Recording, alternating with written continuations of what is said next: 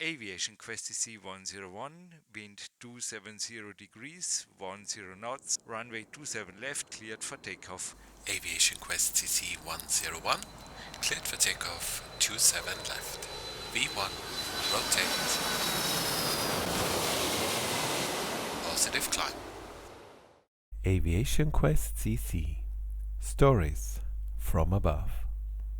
The views shared in this podcast are personal and for informational purposes only. They do not reflect any employer or aviation authority, and nothing discussed here should be considered flight training or regulatory guidance. Please always refer to official sources. This episode may also contain product placement. For further information, visit our website aviation-quest.cc. So, this is Aviation Quest CC podcast number 15, and my name is Jürgen, and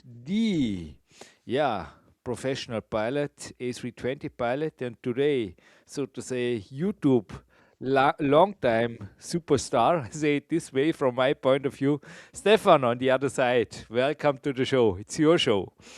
Yes, hello. How are you? All good? All good.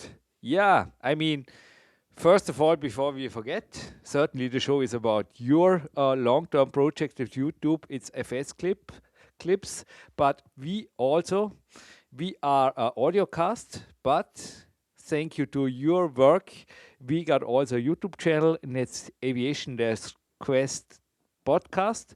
And I think also this time for this show, you created a nice. Is it a real world flight from where to where, so to say, as a little bit of background for this podcast, for this special one? Yes, so real world flight as always, and we're going to be flying an aircraft we haven't used until now, which is the 787 Dreamliner, and we'll be flying from Antalya in Turkey to London Gatwick. Yeah, sounds. Yeah, and from Dreamliner to YouTube, dreams coming true. FS Clips, your channel, Stefan, is getting in around 5 months or 6 months when this podcast gets online. So this is, we record this by early 2026, but it's getting 20 years old or young, depending of your dreams or of your plans with it. But maybe you have some statistic.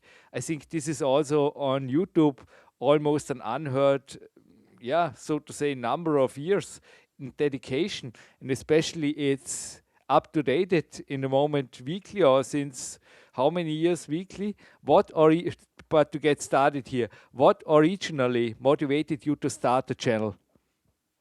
Yeah, so like you said, the channel is almost 20 years old as the date of this recording. Apparently makes it one of the oldest YouTube channels. If you look at the statistics on YouTube, most channels don't last that long. Originally, I just wanted to upload some videos about flying. I think it was Microsoft Flight Simulator 20. No, which one was it? No, it was 2004 or something like that when I started. So it was before the years of FSX. London Um, Gatwick. London Gatwick was your I think premiere that's video. yes. So I don't know. I just used some music. I filmed a bit, and yeah, it was just a fun thing. It has to be said that back in those days, YouTube was a completely different place than it is today. YouTube used to be just like a very casual, small platform where people could share videos, and that was it. It wasn't big. Most people, your most videos never got a lot of views. There was certainly no monetization. There were no adverts, nothing. Today it's like a business. You run a business if you have a big YouTube channel. So it has completely transformed itself. So the original idea was actually there wasn't really much of an idea. I just made some videos which I thought were fun, music and flying, and showed how nice flight simulation could be and how much fun it could be. And yeah, it even in those days it did quite well because there weren't many people making videos about flight simulators. Then over the years, the channel got almost a bit dormant. That's just because my private life took over. And I just uploaded videos here and there. I spread out a bit. It was not just flight simulator stuff. There were lots of other things I uploaded as well because I thought, it's my channel. I basically upload whatever I want. It doesn't just have to be flight simming. Uh, and then there was actually a period where I didn't do anything with it. I think for 1 or 2 years, I didn't do anything. And then I'm actually, to be perfectly honest with you, I have no idea exactly what spurred me on. I think it was just a general feel that YouTube was getting flooded with misinformation about aviation.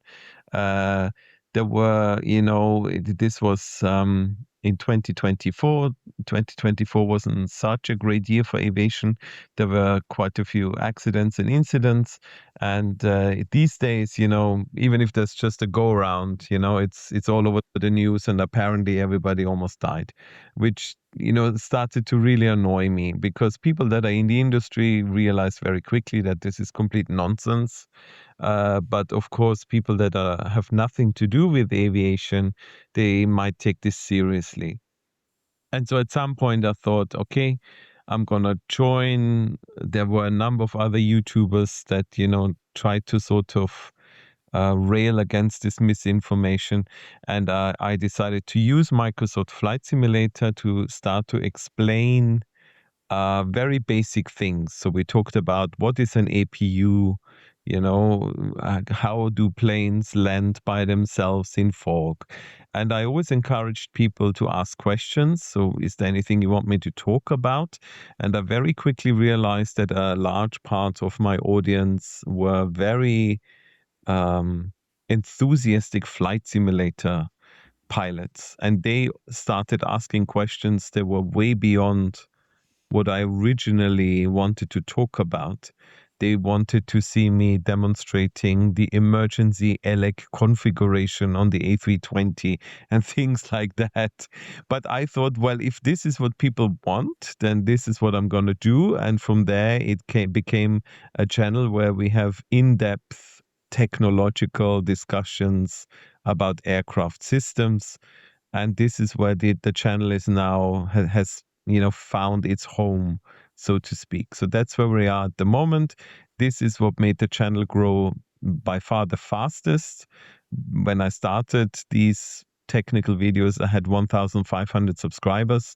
Now I'm at almost 9,000. I just checked altogether. The channel has 1.8 million views now. And most of them happen in the last 12 months. So since I changed the channel. So that's a brief overview and the history of Fsclips. Yeah, I mean, I don't know, was it 2 years ago? Suddenly you wrote a little email, hey, because we were discussing about aviation and sharing some voicemails or some mails. Hey, I made some deep dives into the A320, but I think since then, because I was talking before of one video a week, but there you already started this continuity. And so this, don't know since when changed you. Did you follow this really strategic and also continuous plan of one video a week, normally each Friday? Yes, so every Friday at lunchtime I upload a video. And the thing is, yeah, this is where things become a bit tricky. If you want to become a YouTuber, which was never my plan, and I still don't see myself as a YouTuber. I'm a pilot and I just post some videos on the side. But the thing is, we're all slaves to the algorithm. Um, and the thing is, these videos take time. I need to research. I sometimes have to, create graphs. Obviously, I have to film everything, record the voice, edit the whole video, make sure it's understandable. More complicated videos I have actually shown to my wife. She has nothing to do with aviation. Just to ask her, did you understand everything? Is there anything, that is not well explained? So it's a long process. And so even though I don't see it as a career, of course, at the end of it, I would like a reasonable number of people to watch it because it's been quite a lot of work. And unfortunately, the only way you get to do that is if you follow certain rules that are laid down by the YouTube algorithm.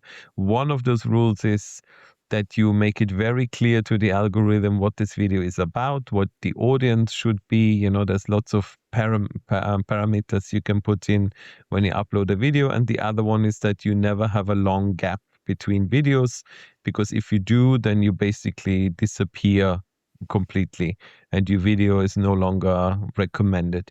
So once a week is pretty much the best I can do with my job, my family, and everything. And that's how it stands right now. Every Friday lunchtime, there's a video.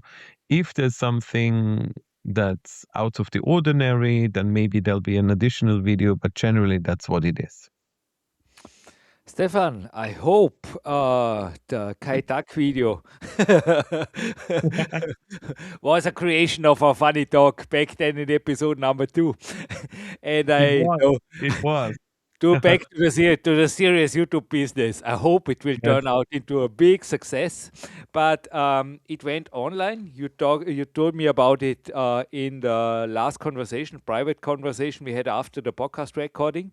You Yeah. told me that it will be online, so it should be don't know, online in 3 weeks, about something like this when this podcast goes online.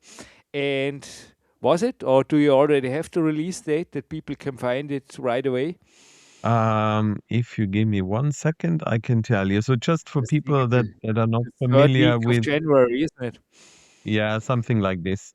Yeah, Just for people that are not 100% up to date with this, we had a yeah, conversation about Kai Tak, yeah. and that inspired me to actually fly into Kai Tak, because people even, commented on that podcast and gave me links to charts Wow. and stuff. So So, it so was my fault. So yeah. can So you walk us through the creation of such a video step by step? So right. research, flight planning, simulation setup, recording, editing.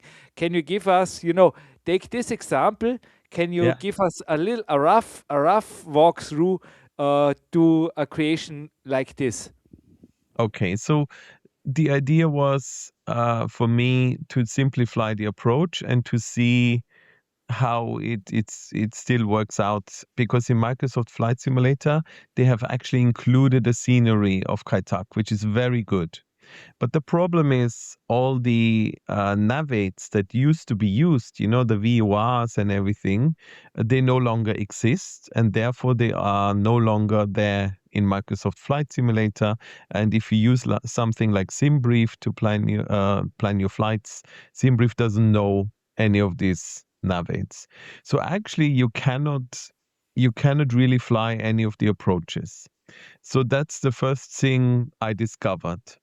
So then I made a plan in my head that I would create my own approach that comes sort of close to what people used to do. Uh, and so I then got modern charts of today's Hong Kong airport and looked up all the VORs that they use now, all the waypoints, and saw if there was anything that was usable to fly into Kai Tak. I found one point which seemed promising, and I simply took an A320. I took off from the new airport, flew outbound to this point, turned around, and then started to plot an approach to see how could I get to the checkerboard. Um, and I basically flew this, I think, twice or something, but only to the checkerboard. I actually never landed. I just wanted to see, can I get to this point? And I wrote everything down. I wrote down, the altitudes I flew, the speeds I flew, the outbound radials, and everything. And I started to create my own approach. And then I started to film, basically. So I started by explaining what the plan was. We're gonna fly into Kai Tak. I've made an approach that will take you exactly to the point where you switch off the autopilot and fly the turn. And I explained how you can program this into the MCDU of the aircraft. And then at the end of the video, of course, we have to fly it because that's the whole point. That's the fun part. The turn wasn't as good as I was hoping it would be, but I managed to land the aircraft, so that was good. So that was the whole initial process: the planning, the laying it out, and then obviously the filming. And then the hardest bit for me still is the editing, because these videos, when they are finished, they're usually way too long, because you film the whole thing, it's over an hour long, and you really need to cut it down. I know long form videos are popular, but there comes a point when a video is just too long. And from my personal experience, 20 to 30 minutes seems to be the sweet spot, what people are accepting. So then you need to decide, what do I want in the video, what do I don't want in the video. You need to edit quite a lot. It still needs to come across natural. That's the problem. You have these gaps. You need to create these cuts, but there still needs to be fluidity to the video. The cuts are obvious, but you need to make them that they're not disturbing the viewers too much. I don't know if you know what I mean, but if you film something for an hour and you cut it down to 10 minutes, those gaps in between, you need to find a way that when the jump happens to the next scene, that it doesn't seem too abrupt or unnatural. There has to be a natural flow to the video. I've become better at this. Even when I film, I already make a note in my head. I think this is where I can stop filming. It comes down to experience. And once all that is done, I add some music, make sure everything is okay. Then comes the compiling, which takes a long time because all my videos are in HD. So compiling a video takes a long time. And then you have to upload it to YouTube, which again takes a very long time. You have to fill in all the stuff, copyright, all that stuff. And then I So tell roughly, YouTube. how many hours go into a video like this? Ooh, it really depends. I mean, this one was quite long because I had to fly the approaches several times. I would say the filming was at least 4 or 5 hours. The editing, I've become quite good at this now. I would say between 1 and 2 hours. The compiling is usually 45 minutes. Uploading it to YouTube is another 45 minutes. So, you're talking almost a full day. The voice Uh, recording, the fine tuning, everything, the yeah, reviewing. I was just thinking minimum an overextended working day. something like this. So sometimes I stretch it over 2 days. I spend one day filming, the next day editing, because obviously I have other things to do as well. But that's sort of the process. The inspiration for the videos usually comes from other people, not because I've run out of ideas. I still have some ideas, but I want to make videos that people actually want to see. So if somebody asks me a question in the comments, oh, can you please make a video? Like there was somebody who asked, how do I actually shut down an aircraft at the end of the day? How does this work? In what order do you switch the things off? Is there anything you need to be careful of? And I thought about it, and I do this every day. And I never really thought that this would be worth a video, but actually it is, It is, because Stefan. It is. yeah. By And the so way, I made, yeah, I and will so I tell made you a video about afterwards. You were talking of people back then who flew with the Navaids. I was of one of those people back then.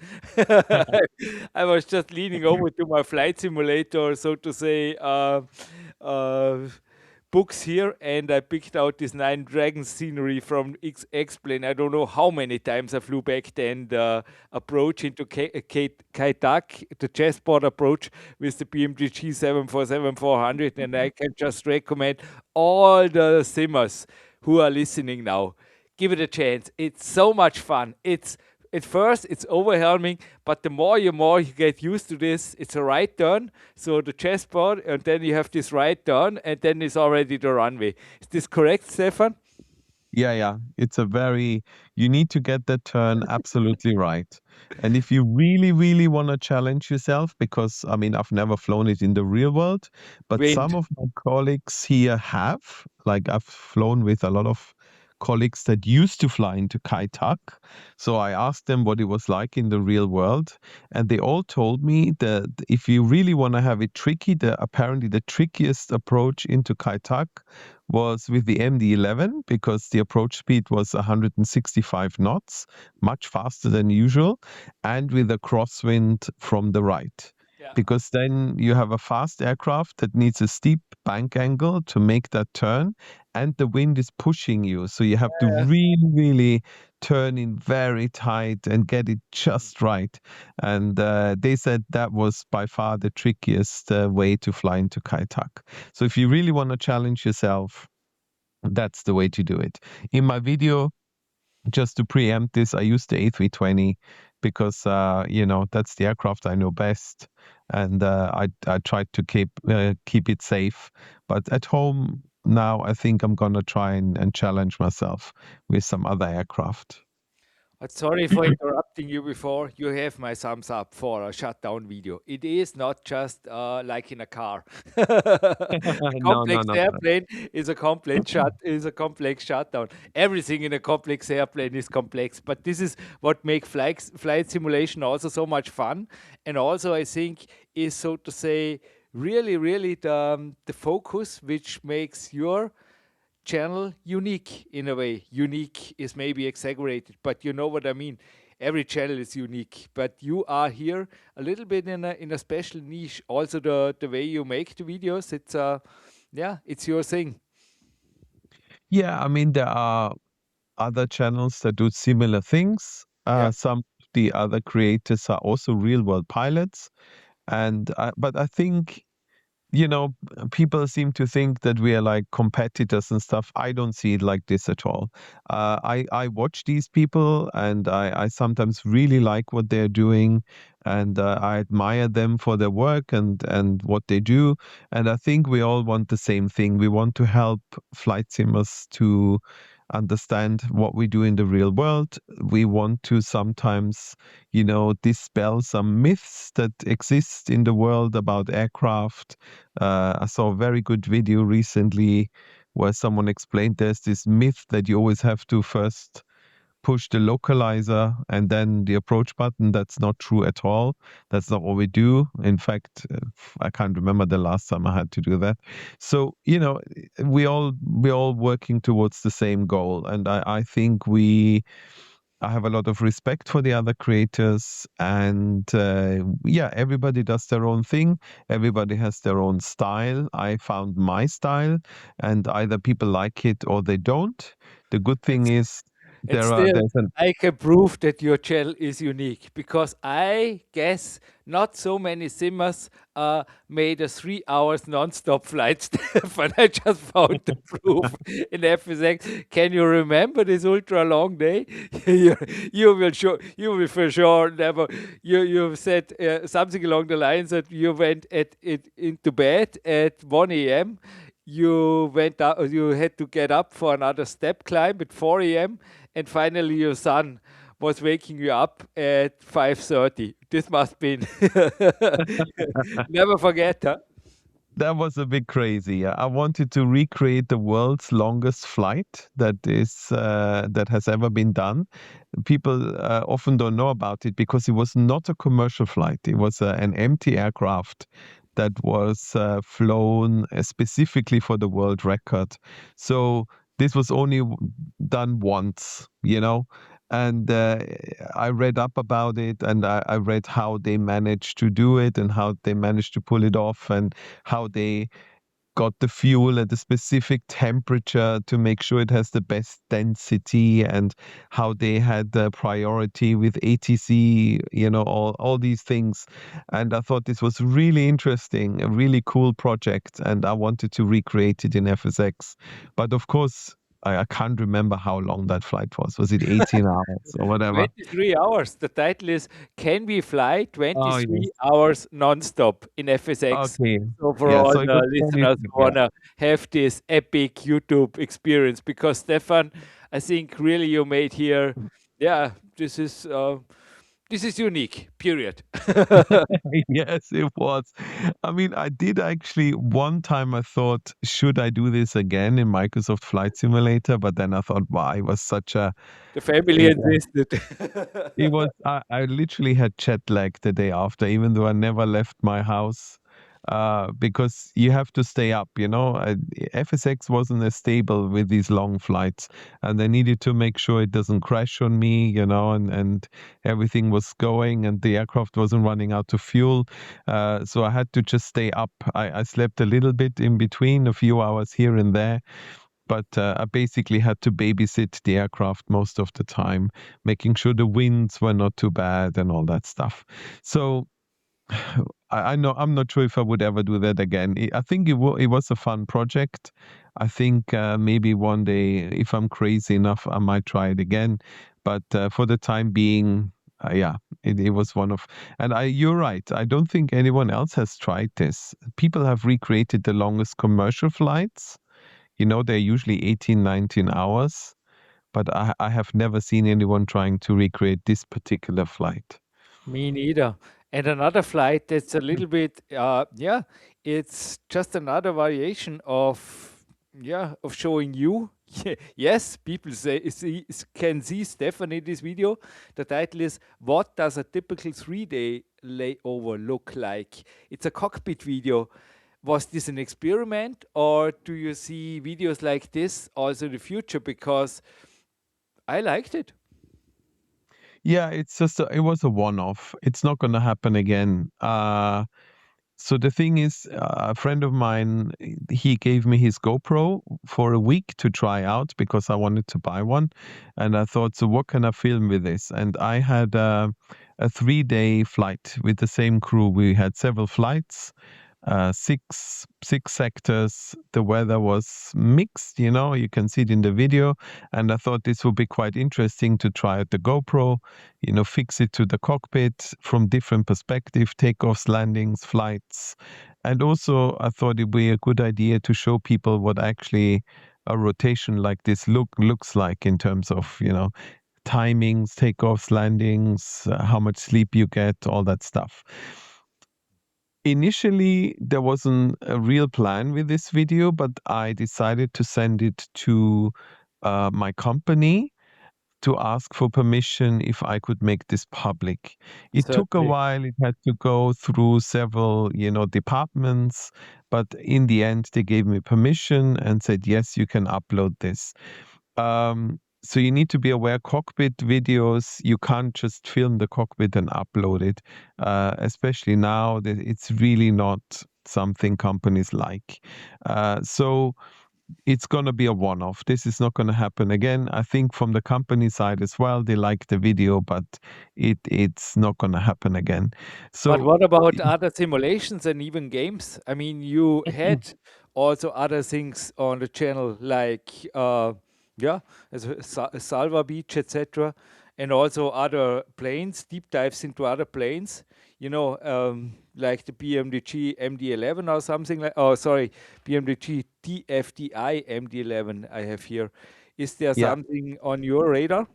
I think also BMDG is still existing and still certainly maybe also coming in the next year, which I learned lately on your channel with some new ideas and products. What do you think? yeah. So that's another part. Um, I have mixed feelings about this. The reason being that I was actually involved in payware products in the past. So I still work sometimes with developers. So people know this. I'm one of the pilots that advise fly-by-wire to help them with their Airbus family. I've also worked with other companies in the background to support them. I know how difficult it is to create a payware or any add-on for Microsoft Flight Simulator. It's extremely complex. It can be very frustrating with bugs and stuff. I don't think many people understand how much work actually goes into these products. So I'm not in the business of taking something and then criticizing it. This is not what I want. I'm pretty sure every single developer, that takes this seriously, none of them will start a project saying, okay, let's make something that's really bad. That's not what's happening. Everybody wants to make a good product, something that they can be proud of and that people will be happy to use. So the way I approach this is I will only review products that I'm personally interested in. I do not, because I have to buy this aircraft, I don't get them for free. I will only spend my money on stuff I know I will use. And then I will fly it for a while and create my own opinion. Now I will be honest about it. If there's something I don't like, I will talk about it. But I'm not in the business of ripping things apart. I will try and keep it balanced. I will say this is something I really like. This is something I don't like, and most of the time we have to say developers will actually release patches and updates, and quite often things I didn't like in the past got addressed, and they're no longer there anymore. So if there's a product that I think is very interesting, that interests me, then I will talk about it because I think it's also good for the community. I myself, if I'm not sure if I should buy something, not just a flight simulator product, literally anything. When I had to buy my camera, my sports camera, I went on YouTube and just looked for reviews and comparisons, and there were some really informative, good videos that helped me to decide which camera to buy. And I think that's a really good service that we can give each other. So if I buy an aircraft and I think it's of interest to others, I will make a review about it. But it's not gonna be the main thing about the channel. It's will happen once in a while. If like PMDG, for example, they just concentrate on Boeings. I'm not a Boeing guy. The 737 is not something that interests me at all. So I'm not gonna buy it. So I will only review things that actually interest me. Yeah. Be careful, in 2 years from now, I heard something somebody saying on the channel, but it's, Yeah. I don't know. I know. I Maybe I know. misheard something in one of your last videos, but I'm following your channel quite seriously, Stefan. I'm still trying to pretend it's not gonna happen. So we speak 2 years, one more. No. Jokes aside. One of the last questions, Stefan. Speaking of money, you also mentioned in our private conversation after the last podcast that flight simulating is certainly not a cheap hobby. Never was. What Yeah. kind of PC setup is realistically needed today for high quality sim contents like you create on YouTube? Mm, yeah, it's a In a problem right nutshell, now. in a nutshell. In a nutshell, yeah, it's a bit of a problem right now. I mean, my PC is actually not that amazing. The only thing I've just done is I've upgraded my graphics card from a 3080 to a 5070 Ti, which was a huge step up. But the rest of my PC, like the CPU and the RAM and everything, is 3.5 years old now, and it's still doing okay. I think it really depends what you expect. If you want all the settings on ultra and the best graphics, and you have a 4K monitor, then you really need a proper modern gaming setup with everything, the best of the best. And then you're looking, and this is what I was alluding to before, why at the moment it's difficult. If right now you want to build a PC, it's a nightmare. The prices have skyrocketed. It's almost impossible to get RAM right now at this moment in time. The RAM sticks, I wanted to upgrade my RAM again. The RAM sticks I've seen, one RAM stick was, I think, 400 euros. So we're almost in the realm now of a graphics card just for one RAM stick. So at the moment, if I would wait, to be perfectly honest with you. I hope that prices will normalize themselves at some point and it becomes a bit more reasonable. I mean, when I built my PC, I got it done for 3,000 euros. And at that time, everything in that PC was the best of the best. The best graphics card, the best CPU, everything. If today you want to build a PC with everything the best of the best, I mean, the graphics card alone is going to be 2,500 euros. Yeah. So almost as much as my whole PC back then. And so I don't know. It's very difficult at the moment. I almost envy my son who has a PS5, a PlayStation 5, because he has none of these problems. He bought his PlayStation and every single game he buys works. He doesn't have to fiddle around with anything because they're all optimized for the PlayStation and he just plays and that's it. So he has a very easy life compared to a PC gamer Yeah, right now. it's true. Uh, yeah, so all I But I can think say, a video which even shows, correct me if yeah, I'm wrong, Stefan, but as far as I remember, you published something like a screenshot about your setup. Is the video I swapped my RTX 3080 for an RTX 5070 Ti, and the yeah, results were very surprising. It was released by the end of last year. I think, correct me if I'm wrong, um, in this video there's not only the graphic card covered but also the whole PC at least there's a screenshot as far as I remember. yeah, I've got all my specs up there, you know, my so you can see everything I use. But like I said, it's not there are people that have way better PCs than I have. So my the way Microsoft Flight Simulator works is that it's always a bit ahead of its time. The same happened, I don't know, you used FSX, right? When I don't know if you used it right from the beginning, but when FSX came out, there was no computer in the world that could run it.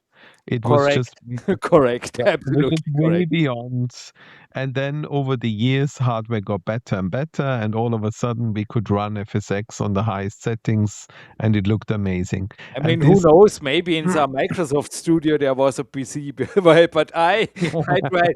Like you, I think we tried for months to get this more and more fluent until we were happy, and then we were buying some crazy scenery or airplane, and again it was slowing down. yeah, exactly. And the same applies still today to these Microsoft products. Even though I've upgraded my graphics card, I was able to up the graphics, but I'm still not at the maximum because it would just force my PC in onto its knees. To answer your question and maybe a bit more directly, um, if you want to do video editing, make sure you have a lot of RAM. Make sure you have a very fast SSD motherboard, because the rendering of a video is very intense for a computer, and it's got nothing to do with the graphics card. It's all about how much processing power your computer has, how much data it can process in a very short time. So if you don't want to have a computer where you have to render a video overnight, where it can be done within an hour or maybe 2 hours, then make sure you have a computer that can process a lot of information in a very short time. Obviously, for playing games, graphics cards are very important, but for rendering alone, the graphics card is basically irrelevant. So you have to then, if you want to do both on the same computer, playing and editing, you need to then invest. Unfortunately, you need to invest money in both. You need to have a good graphics card because you want to film some nice footage. But then when you work with the footage, you need to have a lot of processing power as well. Stefan, What do you think of the idea by wrapping this podcast up with 3 questions you answer as quick as possible? So just 3 Okay. questions from my side and 3 Yes. what comes first to your mind? Answers from your side. Good idea? Okay. Yeah. Quick fire round. Okay, let's do it. So, question number 1. What are you most proud of when you look at Fsclips today? That's an easy question. Okay. I would just say the way it has grown and the fact that even though I receive thousands and thousands of comments every month, so far in the last year I only had to remove 4. The rest of the people are always really nice. It's a nice and friendly community, and it's a very nice place to be, to have this large channel with lots of nice people. Great. Next question, question number 2. Where do you see Fsclips in the next 5 to 10 years? Oh, that's a long time. I don't think that far ahead. My biggest fear is that I will run out of material. So, at some point At least we everything have a will. podcast. So, at some point I feel With like a Jürgen everything. coming up and up with new ideas over and over again. Yeah, I don't know. To be honest, I still don't view it as a business model. I will just upload my videos if I can once a week and hope that the channel will grow. And I will just stick to what I do because people seem to like it. And big hope is that maybe this year in 2026 I'll reach 10,000 subscribers. That would be a real cool milestone. But that's about it. The final question. If you had to summarize Fsclips in one sentence, not for the algorithm, but for yourself, what would it be, Stefan? It's a channel for people that are plain nerds like me. Perfect. Hey, Stefan, like always. Yeah, I mean, this time I can say, please subscribe, like, and yeah, do whatever is good for Stefan on Fsclips. And if you like Aviation Quest podcast, certainly maybe just jump over to the Aviation-Quest podcast YouTube channel, do the same. And yeah, I just say thank you for every minute. It was a lot of new behind the scenes information also from my side. And I'm already looking forward for the next podcast here. But yeah, great. Thank you. And I'll wish you all the best with your multiple projects here. Yes, thank you very much. And as always, it's been a pleasure, Jürgen. Thank you so much for your questions. They're always really nice, very insightful. And I look forward to our next podcast. Thank you. Thank you for listening to Aviation Quest CC Stories from Above. For more information about this episode and everything we do, visit our homepage aviation-quest.cc. We appreciate your time and support, and we'd love to have you back for the next episode. Until then, stay safe, stay curious, and keep your passion for aviation flying high.